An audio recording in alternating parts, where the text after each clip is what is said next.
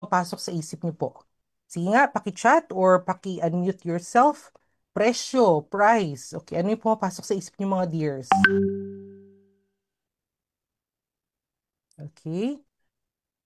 Pwede din po kayo mag-chat, pwede din po kayo mag-unmute. Nahiya pa sila.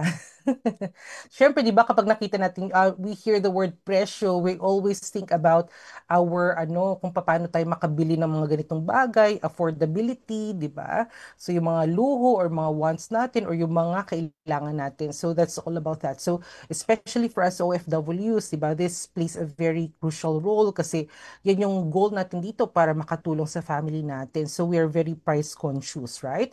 So, nature of price theory. So, paano nga ba nagkakaroon ng presyo yung mga bilihin na to? So, that's what we are trying to dissect here. At paano nag-come up sa concept na to in economics. Okay, so we have two modules here. Yung lesson 1 or two lessons pala. Two lessons under this module 1. So yung lesson 1 po natin will cover the concept at yung scope po ng price theory. Okay. And the lesson 2 will be all about the method and assumptions of price theory. So paano sila kung nag-come up sa isang theory na to. Okay? So may isa ding word na to, theory, di ba palagi nating naririnig. So for you dears, ano yung definition ng theory? Sige nga. Pwede din kayo mag-search sa internet. Pwede yung i-chat GPT. Walang problema. For you, what is theory? Yes. Yes, you can chat also, dears. Pwede din kayo mag-unmute if you want to answer. Sige. Sagot tayo. Huwag mahiya. Kahit mali yung sagot, wala namang problema, dears. What for you is the meaning of the word theory?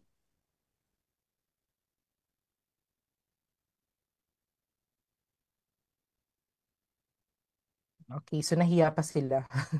So the theory actually is all about the tested and widely accepted explanations on how things came to being or bakit naging ganyan. So yan yung meaning ng theory. Very good. Thank you, Miss Pergy.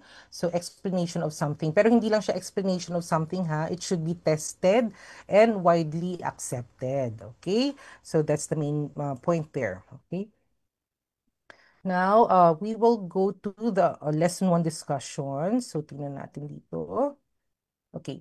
So, before natin malaman kung paano tayo nag-come up sa price theory na to, sa explanation ng theory na to, okay, we have to know first kung saan ba na-fall yung price theory, saan siya sa knowledge quadrant na tinatawag. When we say quadrant, it means it's divided into four, di ba? So, quadrant, apat. So, yung knowledge quadrant na yan is nadi-divide po siya sa physics and metaphysics. Yung physics, ano nga siya? Yung mga motion, matter, di ba? Space, time. Yung metaphysics naman is more on questioning the existence of time, of space, etc.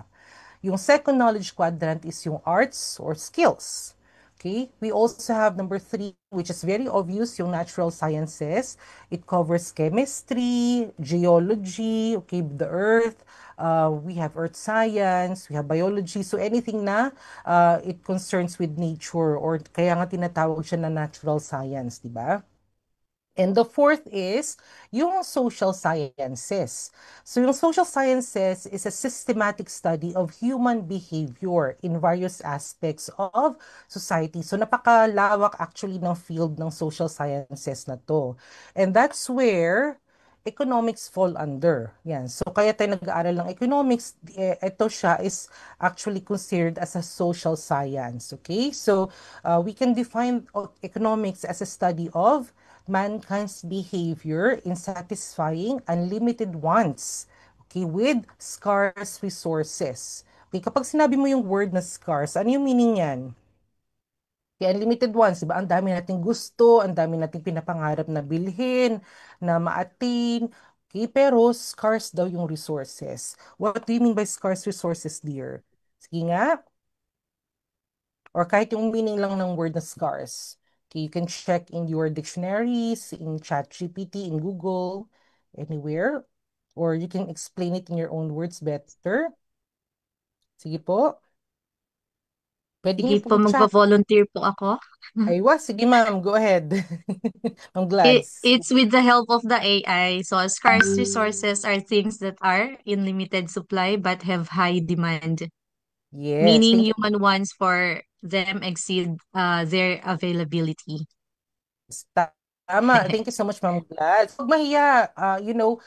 Yung paggamit po ng AI ngayon is kaakibat na natin eh. We cannot deny that anymore. So, what you have to do lang is you have to use AI wisely para hindi po maging totally dependent kayo dyan. Gamitin niyo siya as a reference, but you still have to do creative thinking and critical thinking by yourself, di ba?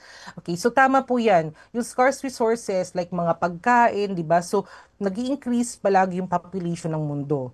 Okay, yung mga agricultural products natin, yung mga pagkain, mga ganito, whatever needs that we have, hindi siya enough talaga para isupplyan lahat, di ba? Lalo na yung mga capacity natin, yung earning capacity natin. So sometimes yung income natin, hindi siya sapat, which we all know, di ba? Kaya nga tayo nag-abroad kasi yung sahod natin sa Pilipinas is hindi enough. So that's what you mean by scarce resources. And one of the main focus there is yung pagkain kasi that's the basic necessity of people.